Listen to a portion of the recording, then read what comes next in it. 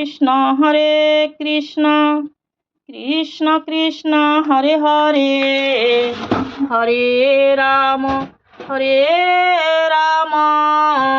রাম রাম হরে হরে হরে কৃষ্ণ কৃষ্ণ কৃষ্ণ হরে হরে হরে রাম রাম রাম হরে হরে হরে কৃষ্ণ কৃষ্ণ কৃষ্ণ হরে হরে হরে রাম রাম হরে হরে। ষষ্ঠ অধ্যায় অভ্যাস যুগ। শ্রী ভগবান শ্রীকৃষ্ণ অর্জুনকে অভ্যাস যুগের সম্পর্কে বিশদভাবে বলিতে লাগিলেন। যোগী ও সন্ন্যাসী কাহাকে বলে ও লক্ষণ কি? সংসারে ভাস করিয়া যিনি কোনো কর্ম করেন না বা কর্তব্য পালনে বিমুখ, তিনি সন্ন্যাসী বা যোগী হইতে পারেন না। সন্ন্যাসী ও যোগীর কর্ম ভিন্ন ভিন্ন। কামনা ত্যাগ করিয়া সন্ন্যাসীরা কর্ম করেন, ফলাফলে তাহাদের আকাঙ্ক্ষা নাই, তাহারা ইন্দ্রিয়জয়ী। তাহারা যোগী। সুখ দুঃখ, লাভ অলাভ ও কাম মোহবশে তাহারা বিচলিত নন। তাহাদের নিকট শীত গ্রীষ্ম সমান। মনুপরমান্ন ও শত্রু মিত্রকে তাহারা সমান দৃষ্টিতে দেখেন। নিয়মিত অভ্যাসের ফলে মনের এই অবস্থা হয়। এই অভ্যাসই যোগ সাধনা। যোগের যদি হইল আসন, দেহ মন স্থির ও শুদ্ধ করিয়া আসনে বসিয়া ধ্যান বা শ্রী ভগবানের চিন্তা করিতে হয়।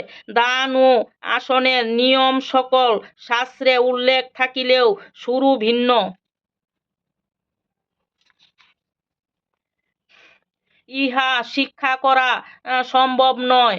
অধিক ভোজনকারী বা অধিক উপবাসী, অধিক নিদ্রাপ্রিয়, আবার অধিক জাগরণকারী, ইহারাও যোগ সাধনার অনুপযুক্ত।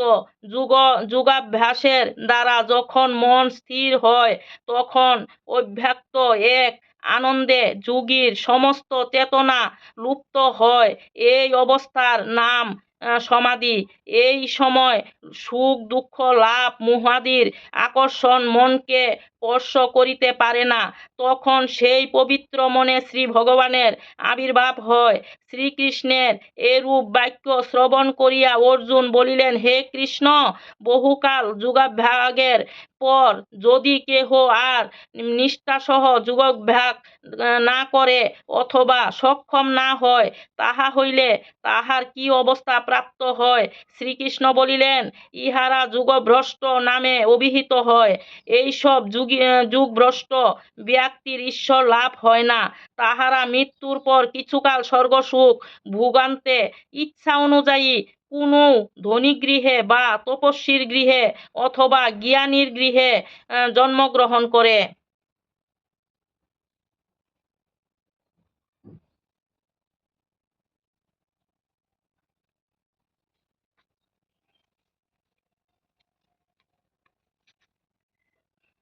যেখানে গীতার বিচার ও পঠন পাঠন হয়, সেখানে ভগবান শ্রীকৃষ্ণ শ্রী রাধাসহ আনন্দে ক্রীড়া করেন। শ্রী ভগবান বলিলেন, হে পার্থ, গীতা আমার হৃদয়, গীতা আমার উত্তম সারবস্তু, গীতা আমার অত্যুগ্র জ্ঞান, গীতাই আমার অভ্যায় জ্ঞান, গীতা আমার উত্তম স্থান, গীতা আমার পরম পদ, গীতা আমার পরম গুহবস্তু, গীতা আমার পরম গুরু। আমি গীতারূপ আশ্রয় অবস্থিত করি, গীতা আমার পরম গৃহ, গীতা জ্ঞান আশ্রয় করিয়া আমি ত্রিলোক পালন করি। গীতা আমার ব্রহ্মরূপা পরমা বিদ্যা, ইহাতে সন্দেহ নাই। ইহা অর্ধমাত্রা অক্ষরা, নিত্য অনিবার্য পথ সমাধৃতা। হে পাণ্ডব, গীতার গুহা নাম সকল বলিতেছি, শ্রবণ কর। ইহা কীর্তনে সর্বপাপ তৎক্ষণাৎ বিনাশপ্রাপ্ত হয়। গঙ্গা, গীতা, সাবিত্রী, সীতা, সত্যা, পতিব্রতা, ব্রহ্মাবলী, ব্রহ্মবিদ্যা, ত্রিসন্ধ্যা, মুক্তিগৃহিণী, অর্ধমাত্রা, চিদানন্দা, ভুবগ্নি, ভ্রান্তিনাশিনী, বেদত্রয়ী, পরানন্দা, তথার্থ জ্ঞানমঞ্জরী।